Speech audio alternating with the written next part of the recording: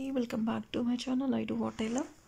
Bank Nifty option trading 24th July expiry 53,300 call. Buying price is 270, exit is 280. So 10 lots, 10 points లో exit అయిపోయాను. Profit is 1500 rupees. And trading చేసేటప్పుడు must and should అనమాట.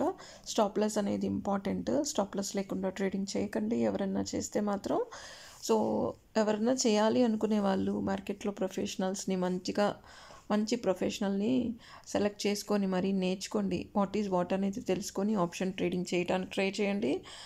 లేదా నేను చెప్పట్లేదు, మీకు interest ఉంటే చేయండి, లేకపోతే లేదు. అదర్వైజ్ క్యాష్ మార్కెట్లో కూడా ఇన్వెస్ట్ చేసుకోవచ్చు అనమాట. And bank Nifty future idea ఉంటేనే ఆప్షన్ ట్రేడింగ్ అనేది చేయడానికి వీలు పడుతుందన్నమాట.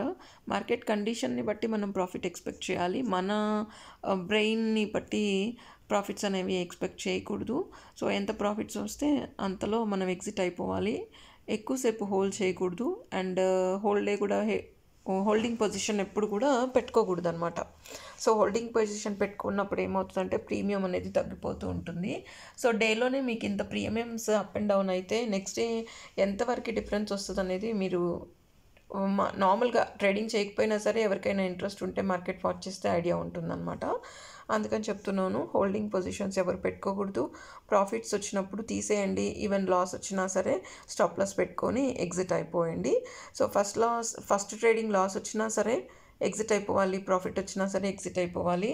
సో అంతకన్నా ఎక్కువ ట్రేడింగ్స్ అనేవి చేయకూడదు మార్కెట్లో. వచ్చాయి కదా అని చెప్పేసి నెక్స్ట్ ట్రేడ్ చేశారనుకోండి, ఉన్న ప్రాఫిట్ పోతుంది. లాస్ వచ్చింది కదా అని లాస్ని రికవరీ చేసుకోవాలని తొందరపాటులో ఇంకో ట్రేడ్ చేశారనుకోండి, ఇంకెక్కువ లాస్ పెరుగుతుంది.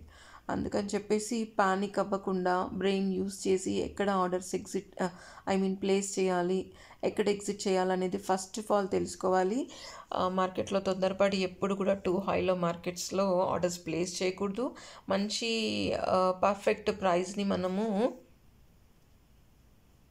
గ్రాప్ చేయాలి. సబ్స్క్రైబ్ చేయడం మర్చిపోకండి, లైక్ చేయండి, షేర్ చేయండి. Thank you.